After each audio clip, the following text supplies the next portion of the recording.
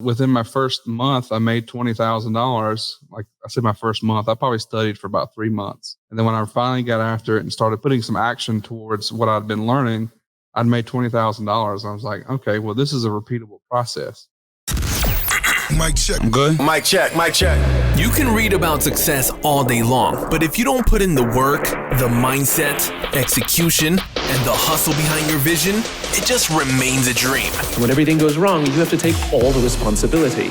We uncover what high-level entrepreneurs, business owners do to rise up from hustling daily. So do what you feel passionate about. Take chances. The world becomes your library to help you to become better at your craft. Join me as I share with you actionable tips to help you grow your business, learn skills, and help you level up in your self-development journey. Your number one spot for business and personal growth is the Online Hustlers Podcast with your host, Esteban Andrade. Every day I'm hustling. All right, guys, what's going on? That's a cool intro. Thank you. We got here the new episode of the Online Hustlers Podcast for the REI Marketing and Conversion series that we have. And like you all know, this is a special episode. So I have my friend here, Brent Moreno, who is a marketer, who is a real estate investor, who does really good special things for his students. So he also trains people and coaches, but he started his career as a marketer. And then he's going to tell us a little bit more about his story, how he joined forces with a already seasoned investor and kind of took off from there pretty well. But all you know that I'm also a marketer. So I admire people that are in this industry and they're hustling. But at some point, he got the point that he started taking smart decisions for his career and started to get into the real estate investing really well. So I have here Brent Moreno. Brent, how are you, my man? I'm doing well, man. Thanks for that. I'm a marketer. I think I stood up in front of my last last mastermind session I went to in front of all the group, and I was like, raised my hand. I was like, hi, my name is Brent. I'm a marketer. Because I've been doing marketing for so long, and it's really kind of, it's in my blood, and that's what I enjoy doing. And I was like, I realized very early on that, getting business is all about, marketing yourself. So we'll get into some of that stuff a little bit later, but I'm happy to be here. I appreciate you having me on. I appreciate you, man. So just to let you know, guys, the reason why I have Brent here is not only because he is a good friend of mine, but I know the things that he's going to spit is like diamond type of players. Like literally, this is diamond type of nuggets. And I like saying diamond because it's much better, harder, and sweeter than gold. So my wife loves them. Yeah, there you go. Wives too. And as you know here, this real estate investing and wholesaling game, you need to be a full marketer. It is all about marketing. It's all about sales. It's both. Like if you don't have both, it's very, very hard for you to even pick up like some type of momentum. And of course, later on, you're going to be doing systems in order to sustain all of this, but marketing and sales. And so how important, man, like when you started, tell us a little bit more about that. Like when you were a full marketer, of course, it helped you, but you started to come into the real estate game. Like, can you walk us through that journey of you were being a marketer, internet marketer, and then just going into the real estate game? Well, I actually started in the experiential marketing fields. So if you've ever been to a Super Bowl or a big, massive event or festival, and you've seen brands out there who have big displays, and there's a bunch of people handing out stuff, and they have interactive things you can get involved with. They're making impressions. They're making brand impressions. That's kind of what I did for over 10 years with brands like Anheuser-Busch, MTV Games, Jack Link's Beef Jerky. So, and with Jack Links, I got to actually work in-house with them. So I planned like my own schedule. I got to pick what events we wanted to be a part of and kind of help create that into more of a lifestyle brand. That was kind of the mission from Jack and Troy, is like he wanted to be the Red Bull of beef jerky, basically. It's like, well, give me the money and let me have some fun, and we'll go turn this thing into a beast of a marketing machine. So I did that for a very long time, and that's actually where, during that time, I started thinking about launching my own marketing agency for brands. Had some initial interest, even had some money coming in potentially if I was decide to do it, because I'd been involved in so long. I had enough connections. And this also will kind of go into marketing as well. If you really look deeply into like what I'm really, really good at, it's networking. Knowing people, knowing the right people who can solve different problems for you, or at least help you in different situations, and go a long way. So over the course of a decade, I met a lot of people, and I had some initial interest in investing into my startup marketing agency. And then next thing you know, I meet this guy named Max Maxwell. He was doing experiential marketing, and he actually was working alongside of Jack Link sponsored a flight team, a stunt plane team. One of our pilots also flew on the Air National Guard stunt plane team. Max was working for the Air National Guard doing their marketing. I was working for Jack Link, so we were oftentimes working the same air shows set up beside one another because we both had the same pilot, just different airplanes. One was Jack Link's, one was Air National Guard. And with that happening, I met Max, and him and I started talking. I'd read Rich Dad Poor Dad, and I started knowing that, if I ever wanted to get off the road, I made good money. I made six figures, but if I ever wanted to get off the road and not be in a hotel 250, 300 days a year, traveling all over the country, and actually have some resemblance of, a family. When I was younger, none of that stuff mattered. I was having a blast. I think it's a great job, career for people to get into and get a lot of experience and travel the world. And if you want to do that for the rest of your life, so be it. But I'd already started getting serious with my now wife. I knew she was going to be graduating law school.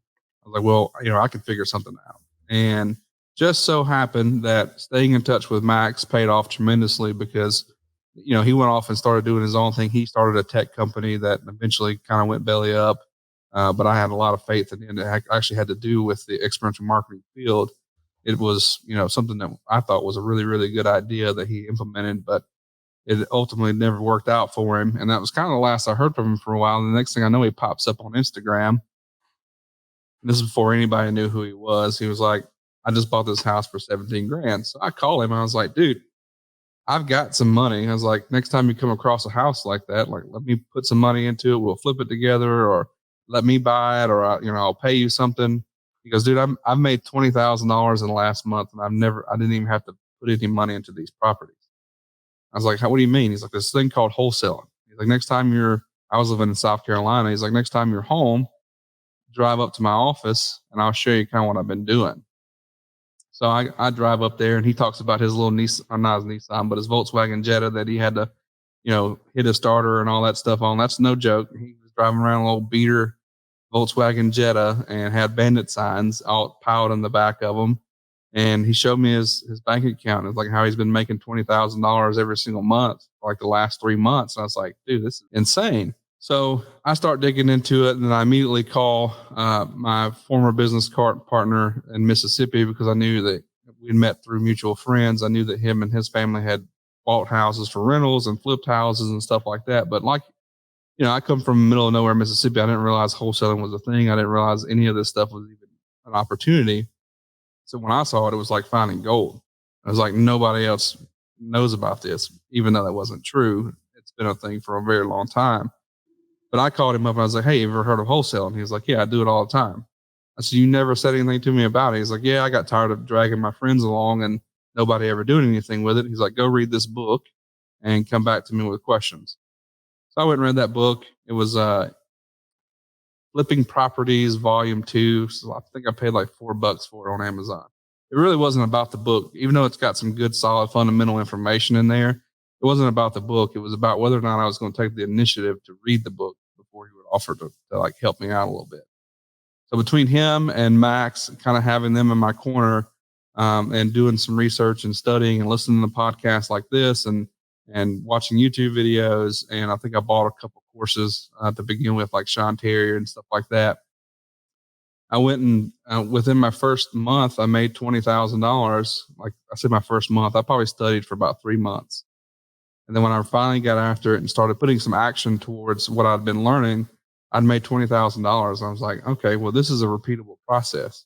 I can do this over and over and over. And like, even if I just, you're talking about, I had an overhead of maybe $300-400. I'd probably have spent $900 on courses and maybe another $200 on just, different softwares or whatever. And this is before there was really skip tracing and texting. I mean, there was a little bit of skip tracing, but it was stupid expensive then. You could go to like Fast People Search or True People Search, stuff like that. I think I was paying like a $20 a month subscription to get 100 people's names. And I was just driving for dollars. And then when I wasn't there, I actually recruited some Uber drivers. And this was actually, I thought was pretty ingenious. There was a huge story in the Wall Street Journal and all this other stuff, but to my recollection, I was the first person to kind of put those pieces together on the Uber side, because whenever I was home, I might be home for a week. I might be home for 2 weeks. Like sometimes in the winter, I might be home for a month and a half, getting paid. But while my wife was in school, I'd just be sitting there staring at the walls, and I don't like sitting still. So I was like, if I can go just make enough money to pay the car note, that's all I care about. So I would drop her off at school, and then I would start riding Uber. And then I created an Uber Facebook group for South Carolina, for Columbia, South Carolina. And people just started joining it. It was really just an idea to start having people network. I didn't know anybody. We didn't know anybody in the area. She was new to the area. So I just wanted to network with like-minded people who were interested in Ubering and figuring out where the events were going on at and how much money people were making and what the best times are, and share their wild stories and stuff like that, just to kind of grow a community. And whenever I found out about bird dogs and about people finding addresses for me, I was like, well, wait a second. I was like, Uber drivers, all they do is drive around. That's all they're doing is driving around. It's like, surely to God, they come across vacant properties. And if I can incentivize them to do that, that'd be great. So I literally had like a little monthly Uber meetup with all my Uber drivers and was teaching them about what I was looking for.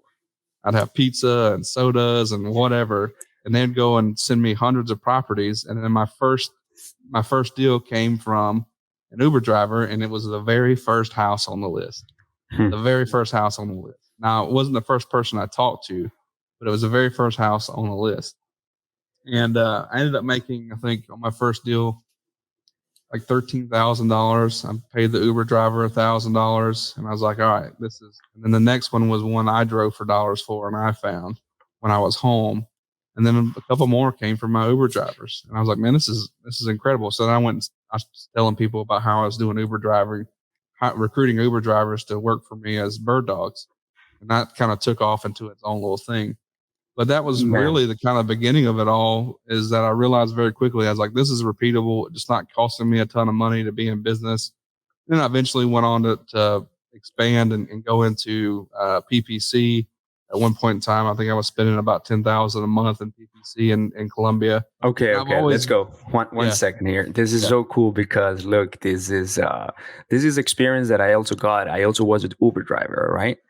And if I ever met someone that had the capability of orchestrating this type of deals or just things like you in the city where I was in Toronto at that time. And also they happen to be doing wholesaling and picking up the popularity in Canada. But if I had someone that could teach me that I can go to houses, I would see houses all the time that needed work. And actually do that would have been such a huge game changer when I had no job.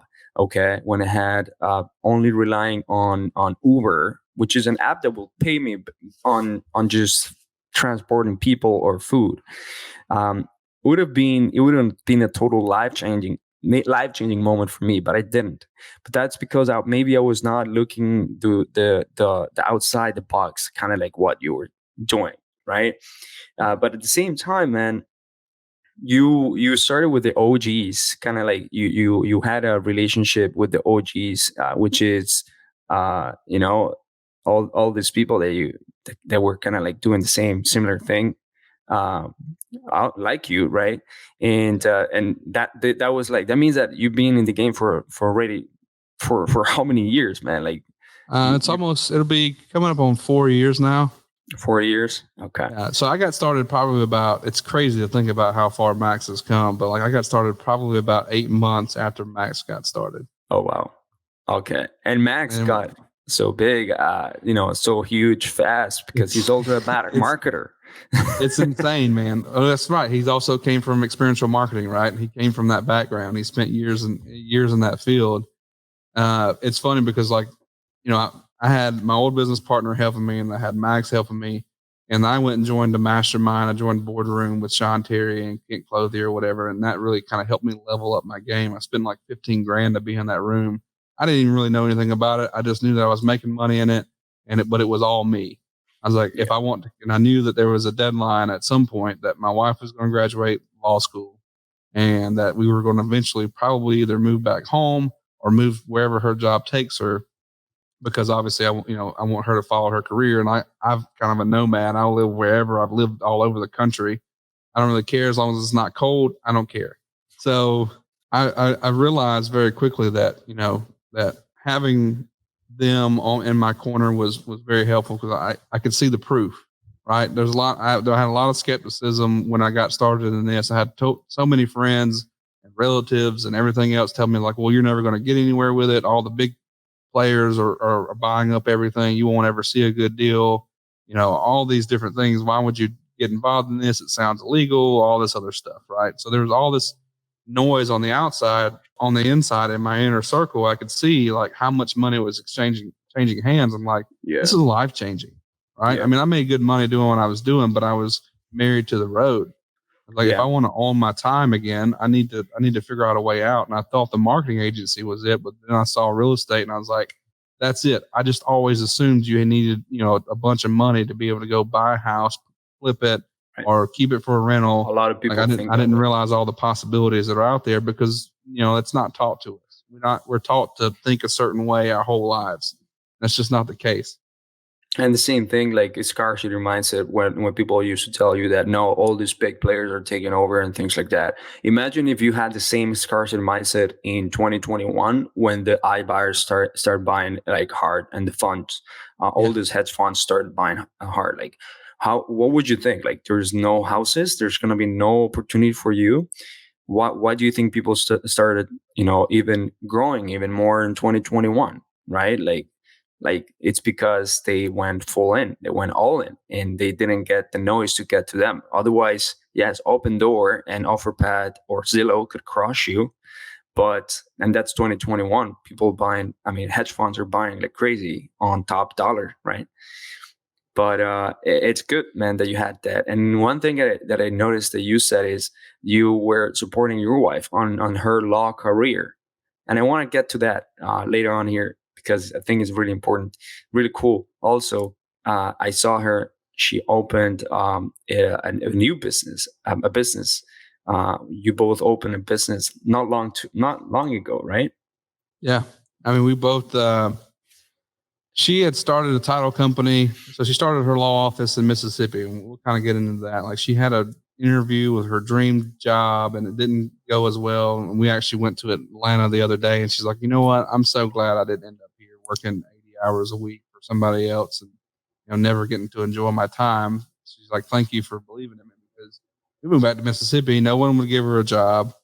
Everybody said they didn't have enough work for her to hire her, even at like $60,000 a year. I was trying to get her into a title company. I was like, because I knew they were getting ready to retire. I was like, pay her $60,000 a year, and when you guys get ready to retire, we will buy you out of the company. They didn't have anything to do with it. So I was like, you know what? We do enough business. I was like, well, I'll withdraw enough business here in our new venture here of buying and flipping and wholesaling and buying rentals and stuff. I was like, we'll do enough to be able to keep your own title company afloat. So just trust me. Like, we'll generate enough people, enough interest. We have enough people in our network. I know enough people around here because that's closer to my hometown. I've got family in the area. I was like, we'll make it work. So on top of that, she then had to jump through another hurdle of getting title insurance. She got denied like 2 or 3 different title companies that wouldn't allow her to write title because she was a brand new attorney and didn't have any experience. So for her first, like, I want to say like 60 or so transactions, she had to have somebody like approve all of her underwriting and stuff, all of her title work and everything else. And they got a piece of the action. And actually, she was doing so many transactions that they let her off She was supposed to do that for like 2 years. It only took her like 6 months before they're like, you got this, you're fine. You're granted access. So she took off that business. It started doing really well, and it's pretty much running without her now. I mean, she's still kind of involved, but she's involved remotely. She's got a staff attorney there and another employee that's handling phones and kind of more assistant admin type stuff. So that business is pretty much running on its own. So she decided to come down here and start another title company. So we have another title company here locally. Her office is like right down the corner from mine, and it's running. It's basically her doing it all over again, and hopefully within the next year or two, that one will also be kind of running on its own, and maybe she can go start another one. I left Mississippi, so for everybody that doesn't know, I had a former business partner. Him and I didn't see eye to eye on where we were going. I was kind of wanting to move a lot faster. He was ready to slow down. We both had an education business together. We had a software business together, and then we had our house buying business together. I walked away from all the houses, every bit of it, the house buying, all of that stuff. I gave it to him so I could take the education business and I could take the software business because I believed in those tremendously. And I knew that if I get into a new market, well, I can just go and build another wholesaling business or investing business. So that's what I'm doing now. I'm down in Alabama. We got an office. We're holding monthly meetups. I'm meeting as many people. My goal is to meet 1,000 people this year. And we're doing our meetups and we've got some traction here. We've got a couple of flips going on. We've got one under contract right now that we're potentially wholesaling if we don't take it down ourselves. So that's really been kind of the goal is to come here, build up a little small. I'm not trying to get huge. I want to get, to where I'm feeling pretty comfortable and we're doing, 5 to 10 transactions every single month. Yeah. And I can kind of take my hand off the wheel. I want to hire some people, but I'm not taking any money from outside and putting it into this business. I said, this business has to work on its own. Otherwise, we go back to the drawing board and try to figure it out. Yeah. So we're Absolutely. waiting on this flip to wrap up. And when this flip wraps up, I'll have all the money to go and hire and put money into marketing. Yeah. And you're in Alabama right now. So like if people want to meet you, because now you have the goal of 1,000, where I think you are in a really cool area as well. So if people want to walk by Alabama, hotter than Mississippi, I bet. Right. Well, I'm on the beach. You're on the beach. Office, there you go. Yeah. My office is in Orange Beach. And you don't, most people think of Alabama, they don't think about beaches, but I will say, and I know we're live and I don't like to advertise it too much, but Orange Beach and Gulf Shores is exploding. There's lots of money flooding into here, and there's still a ton of room for development. It's not like Destin, Florida. Like I grew up going to Destin for vacation. Destin's packed. Like there's no more room for really much of improvement. They're just expanding outwards. Whereas here, there's still vacant lots, on the beach. Wow. Yeah, and everything that it's honestly. That area is just growing tremendously. So that's a good nugget there from Brent. But so I wanted to go back to what you were telling when you started doing PPC, when you started doing pay-per-click, allowing people to come to you rather. And I know that you did a good network of Ubers and a good amount of other type of marketing. But PPC, so continue to tell me more about that. Yeah. So since I had Sean Terry's course, I think he gave you an Excel spreadsheet of all their keywords, and all you had to do was go change the city. So I did that, and I imported it into Google, and I think I started at like 2,000 a month, and I immediately started getting phone calls. This is in 2017. There wasn't really a lot of competition. And then I opened my big mouth at the RIA meeting. It was like, oh, yeah, PPC is working great for me. It was like, yeah, this is what I'm doing. Then it continued to get more expensive, but that was okay. I ended up spending close to about $10,000 a month, but it was returning $30,000 a month. Yeah. I was pretty happy there. And then I had some bandit signs and then, of course, the Uber drivers. And that's really was my focus for the majority of the time I was in South Carolina. Okay, so the PPC and everything was like Sean Terry, one of the first guys that got heavily into education for real estate wholesaling, and of course we got Cody Spearberg too. But PPC was very focused. Shantae was very focused on teaching you how to leverage Google and the power of Google. And at some point, I also know that you started really playing with Facebook. All right. Yeah. How long do you actually started doing both combined? For how long do you actually run that back then to really just gain traction and just get deals coming? I want to say it was probably around like November or December of 2017.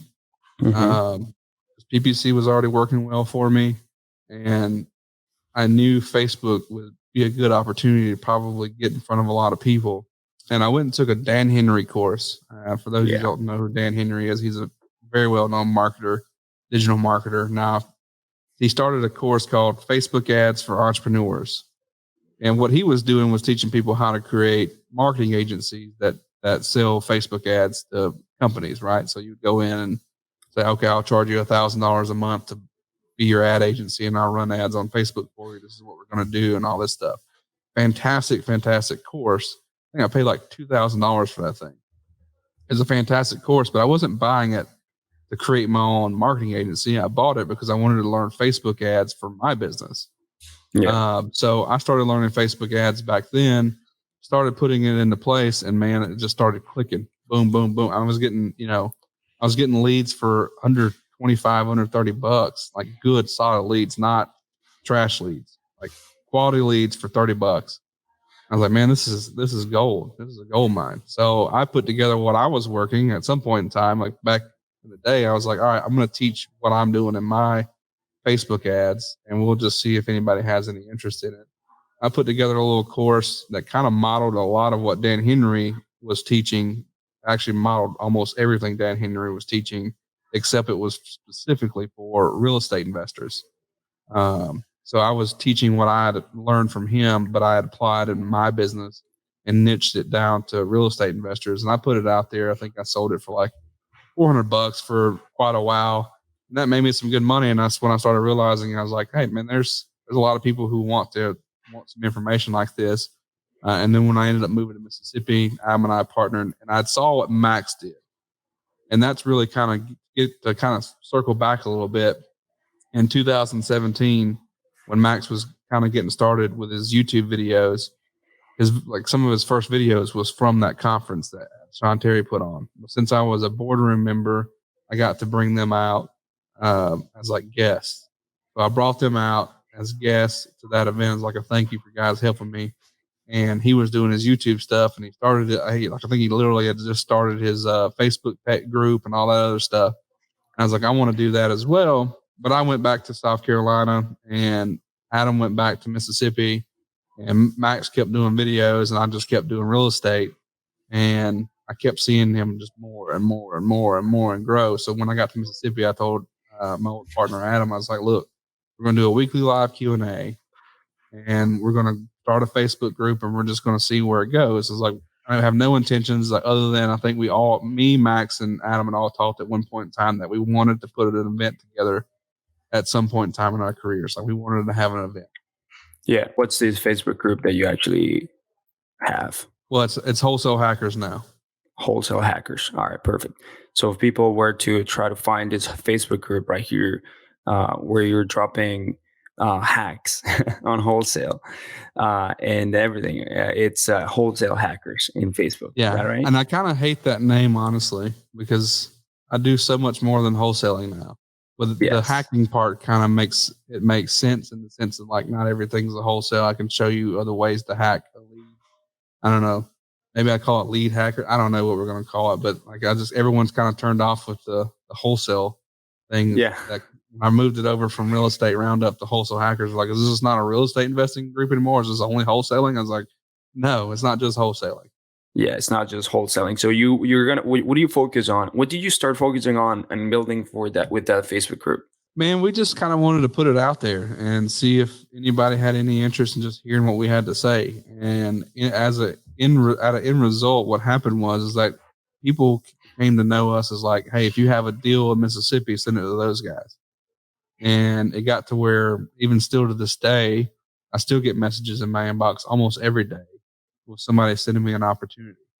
And now that I'm at a point to where I can go and buy these opportunities, I'd much rather prefer that than, me sitting here cold calling all day. So building that awareness, or managing a team of VAs and making sure that they're doing their job properly. Yeah, exactly. I mean, this is the beauty of kind of this business, right? Like I tell everybody that comes into our mastermind program, I was like, you can build whatever you want to build. We have people in this group that have started from nothing and they're running, 6-figure a month businesses with, 12, 13 employees. Yeah. And it's pretty incredible to see what some of them went on and go and done. But you can run very low overhead and do 2-3 deals a month, or maybe even just one deal a month. Like I have to get to the core of the issue here. Like, what is your ultimate goal? Like if $10,000 a month is your goal, then, you should be able to easily do that even part-time, just one deal a month. Yeah. And I know people that even they create such, like you are a connector, you're a networker.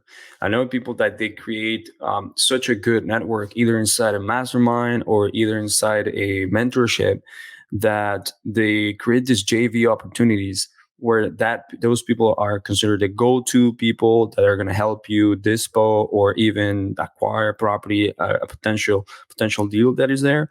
And so you get a flow of inbound organic deals from other people that don't have the skills that you do have. So there's other people I've seen and noticing, and like it's basically what Brent is doing, right? Like he lets people know that I can disposition this property, I can move this property, okay? I can make sure either I can flip it, can buy it, I can do so many things. I have the buyers, I have the connections. Let me just help you, walk you through the process while you learn. You'll make money, I'll make money. It's a win-win. So those are things that I've noticed from Facebook groups as well. And I mean, Brent, man, like I know you're not just wholesaling right now. So what are you we're gonna call the Facebook group? What do you think you're gonna change the Facebook group to? I've been rattling my brain for forever on a completely rebrand and all that stuff, but it's kind of one of those things, like you're so invested into it at this point. Like I have so much. It's brand. Kind of like, okay, well, what do I really want to do here?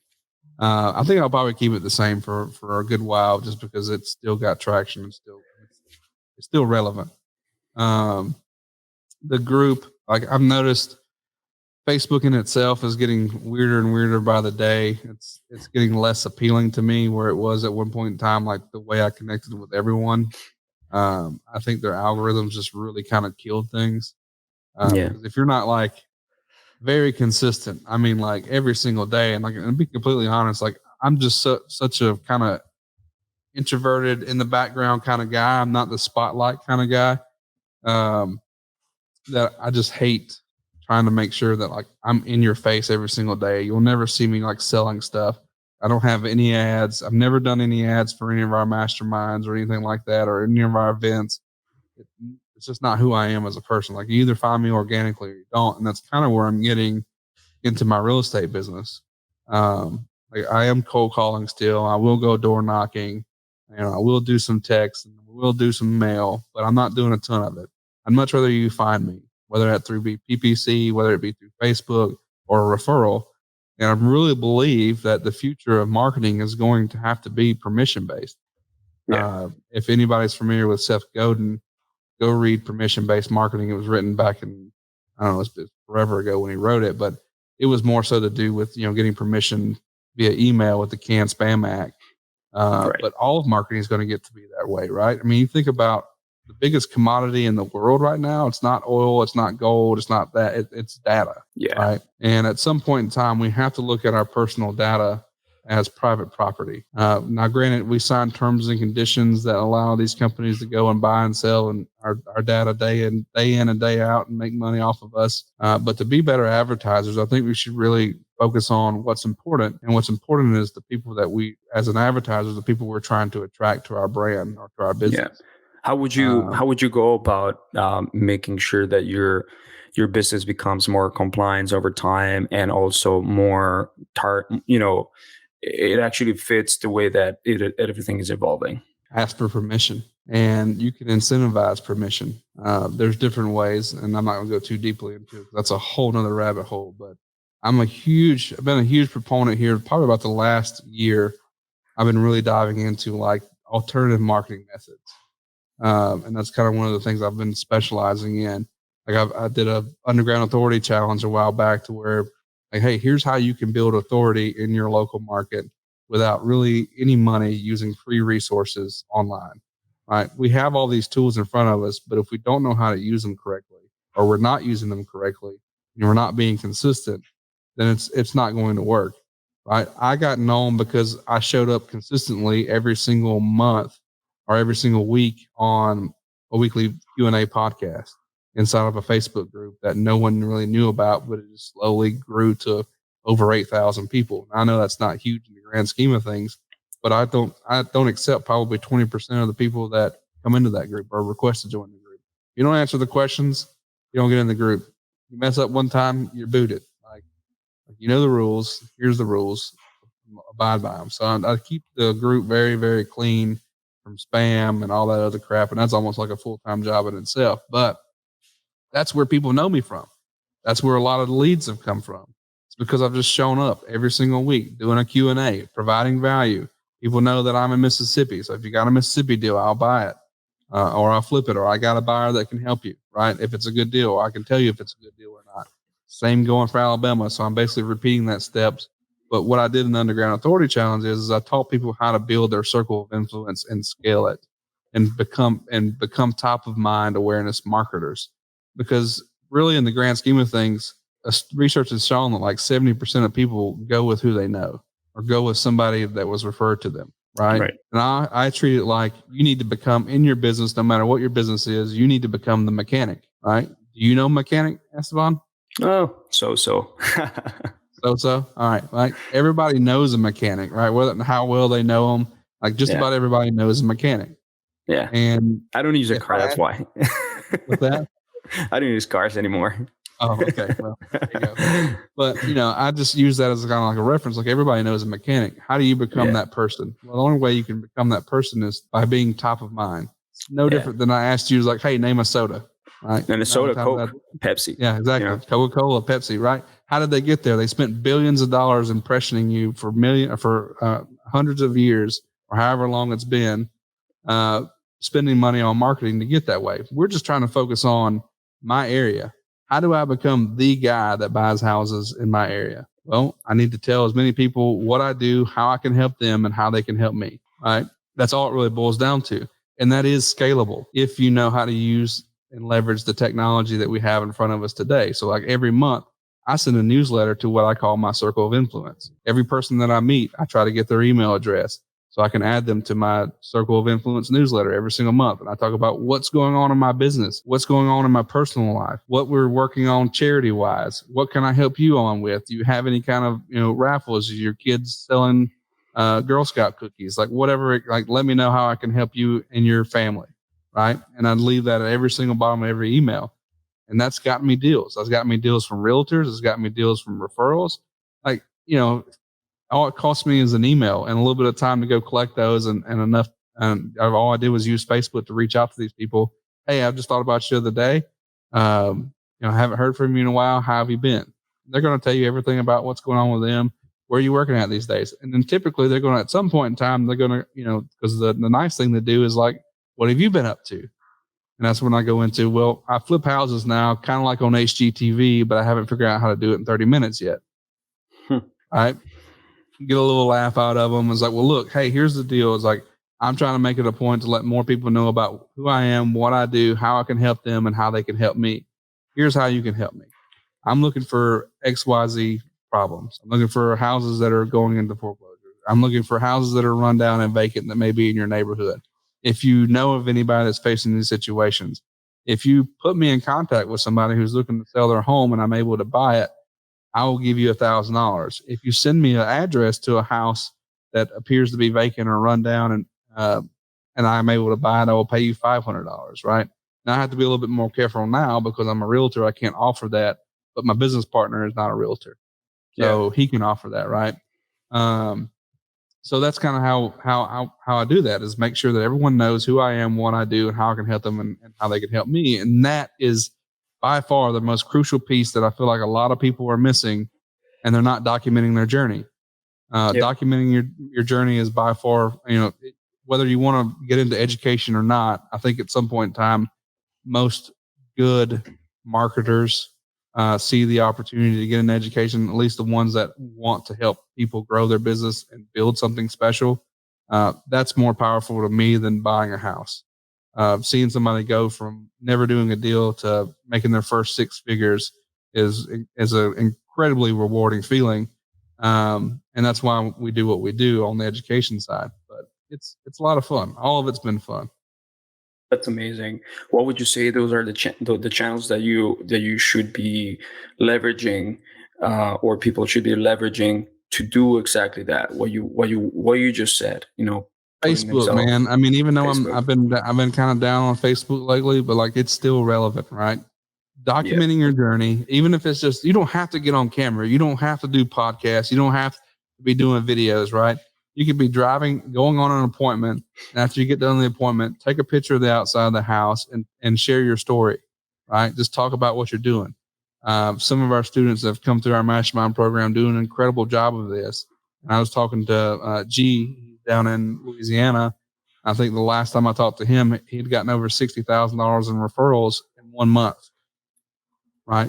And he does a fantastic job of documenting his journey. He's out there, he's videoing latest flip, latest rehab, latest appointment, or, telling a story about this one particular house or this one particular seller, right? It keeps you top of mind. You don't have to do it every single day, but twice a week is not going to hurt you to do. Yeah. Get out. Go ahead. Now, in order to scale it, of course, I bet you need to get to more eyeballs, or just people that are looking at it. With Facebook, you only have a limit of certain amount of friends, even if it's like the ones that you just added or have added there. Like how do you suggest people to increase that amount of eyeballs? So one little known feature about Facebook that most people don't know, if you've noticed lately, it's getting harder and harder to get eyeballs onto anything. Because if there's no engagement, Facebook basically buries it. I could post something on my wall every single day and you may never see it unless you engage with me or you actively spend time on my page. You'll never see it unless other people in your circle are commenting and liking and reacting, right? I hate that about it. But at the same time, I understand it. The way that I've figured out to kind of work around that is, if you're building your circle of influence and you're taking that time, I actually created scripts for my VA. I put people in columns. So I went through my Facebook and I said, okay, I know that I found everybody that lived in my area, and I basically put them into family, friends, or acquaintances. Family got a certain message, friends got a certain message, and acquaintances got a certain message. And it would basically be scripted out on how they would respond to it to a certain degree. And all it was designed was to get their email addresses. So they'd go through that whole number script like, hey, this one, I'm doing it. Like family, it was very, very straightforward. It was, hey guys, I'm trying to get everybody's email addresses so I can keep up to date, keep everybody in the family up to date of what's going on with me and CC and our businesses, and figure out ways we can help one another. Right. And all my family obviously responded and gave me their email addresses. Friends was kind of similar. These are people who know me personally that I consider very close friends that live in the areas that I do business. The other was acquaintances, and that was a little more of the, hey, how have you been doing? What are you up to these days? Asking me what I've been up to, HGTV thing, and then get their email addresses. Here's what I'm working on. I'm letting more people know about who I am, what I do, how I can help them, and how they can help me. Boom, go into that. So my VA was literally using Text Expander, going through these lists, sending this out, and then taking it and putting it into a Trello board, which I then exported into MailChimp. And now all I do is send out that newsletter. And every time I meet somebody new, I get a business card or an email address, and I throw it into my MailChimp account. And that's how I grow it. Now, in Facebook, the little known thing is that you can go and group people, right?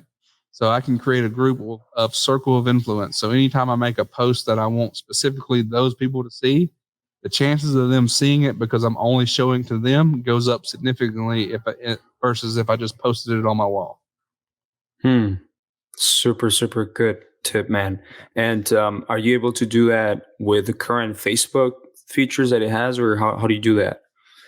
Yeah, you'd have to go into list. You have to create lists, I believe is what it's called inside of Facebook.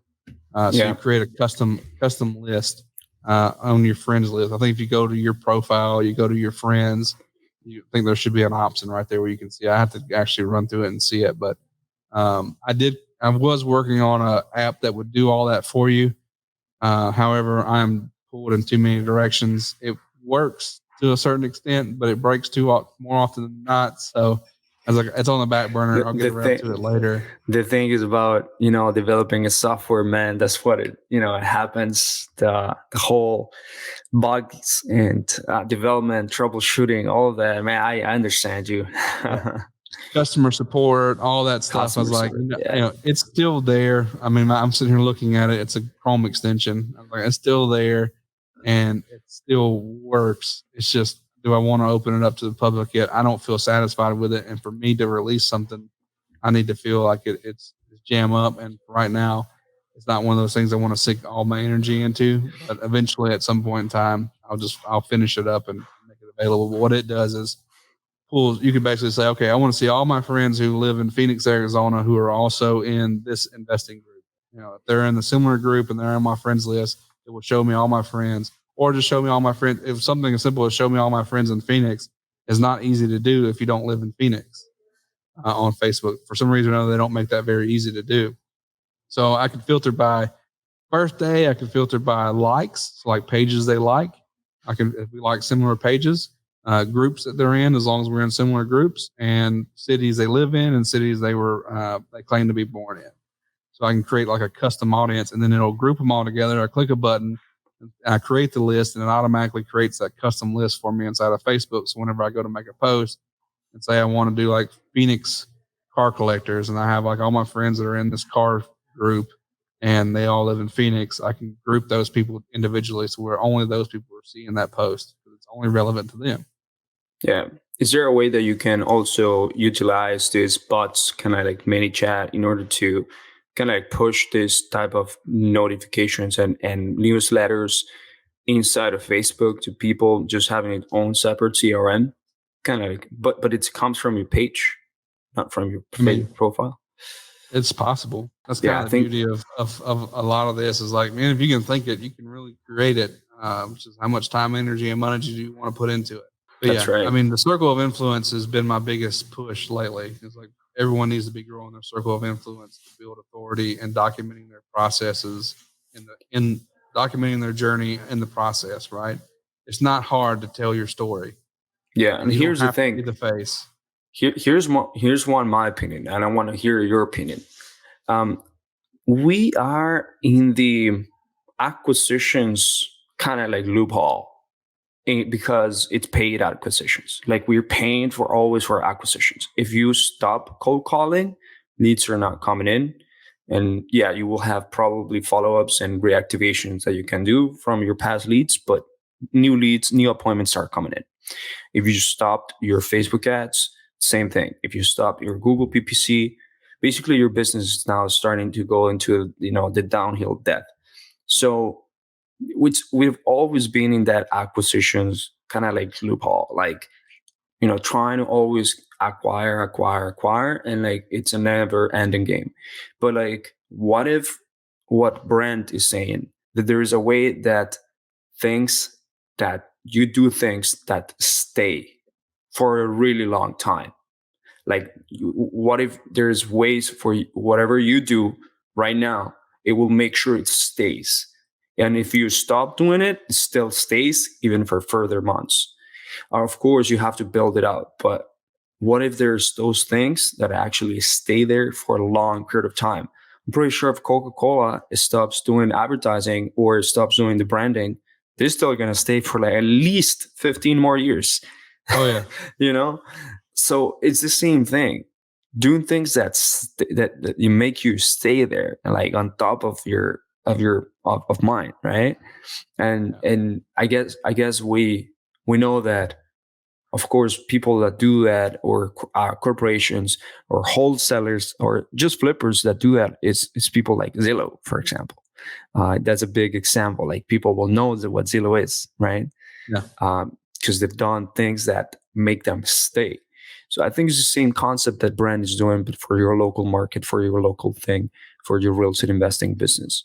Really sit back and ask yourself, how many people know exactly what I do? They know exactly what I do. I don't mean, he's, even if you work a normal job right now, like, how many people know exactly what it is you do? Because most time we just kind of brush it off as like, I do accounting for this company. Well, no, what do you really do? Like, what is your roles and responsibilities? Right. For me, it's very simple. It's like, I'm an investor. I run a property solutions company, a real estate solutions company.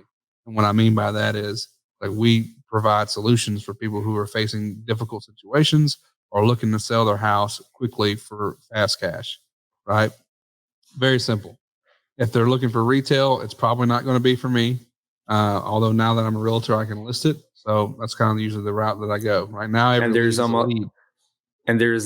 there's other things that are pretty good, such as novations that you can do now.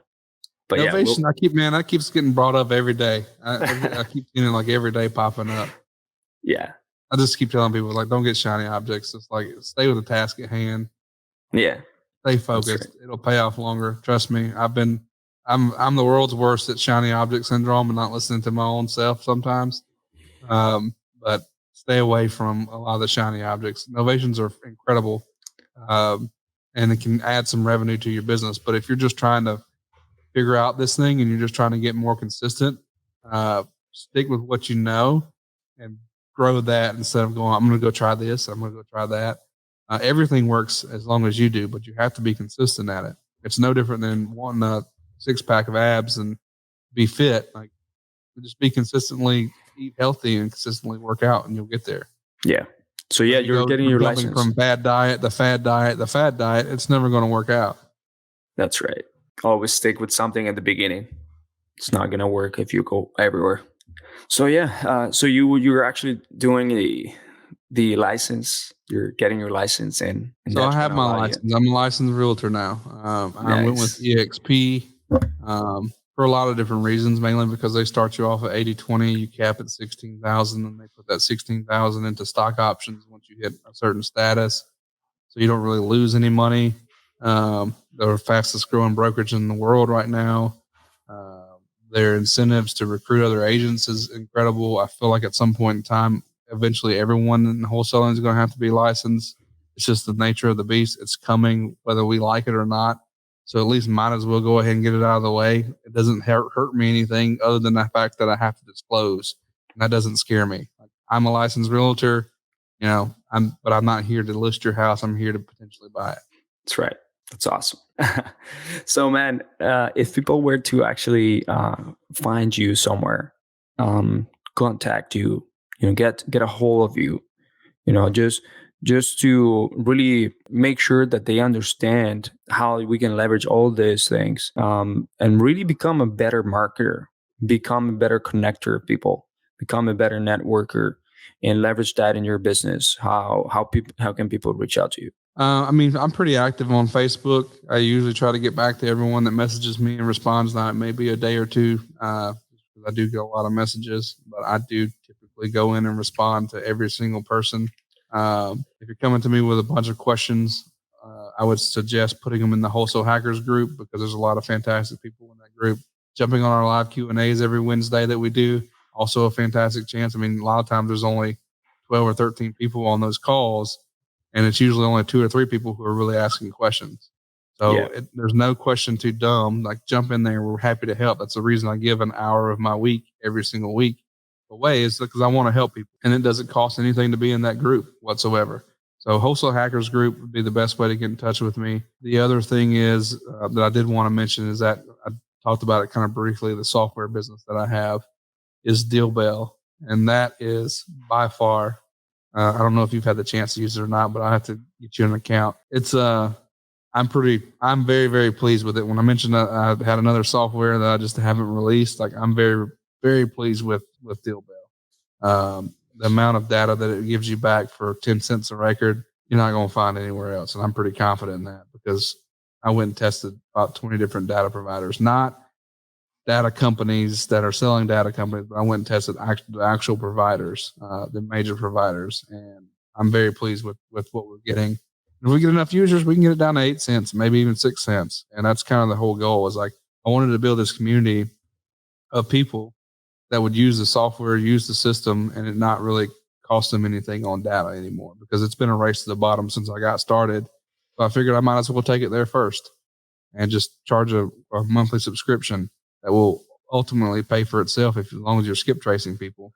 And we're adding in CRM capabilities. We're continuing to build stuff out every single day. We're listening to our users on what they want to see, what they want to do. So we're adding stuff as we continue to grow this community and grow and build it. It's going to be one of the most powerful REI softwares on the planet by the time I'm done with it. Deal Belt. There you go. You got it. So Deal Belt, go there and try it out. It's definitely one of the softwares that I definitely recommend to check it out, because it comes from a great marketer and real estate investor that really is passionate about his software education business. And he's always looking to think outside the box and find these ways, and there's even new ways to kind of counter the old things that are coming across as flag or new policies from the government and things like that. So it's always good to know that you have someone that is always trying to stay ahead of the game. And it may upset a lot of people, but like texting is going to come to an end. Yeah. At some point in time, the mass texting, I mean, it's already getting harder and harder. It still works. It still works fantastic. I know a lot of people are making a killing with it, but it's getting harder and harder. And at some point in time, you go like, how much more energy, time, energy, and money do I want to keep into trying to stay above the law and just kind of ride that gray area? Or do I want to focus more on like having people come to me? And that's kind of where I started making the shift of, okay, I want more people to come to me. I want to invest more in permission-based marketing. But yeah, that's where we're at. Yep, I have absolutely.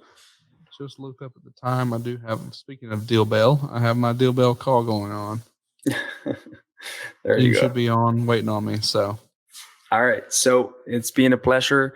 Just for the listeners here, one of the things I also love about Brent is that he's also half Colombian, and there you go. And if you want to go to Colombia and meet the great people, we'll be there. We'll go there once. We'll do a meetup. So it was been awesome. It's been awesome to talk with you guys, tell you all about Brent and what he's done and what he's doing and what you can do. So until the next episode. All right. See you guys. appreciate you. Every day I'm hustling.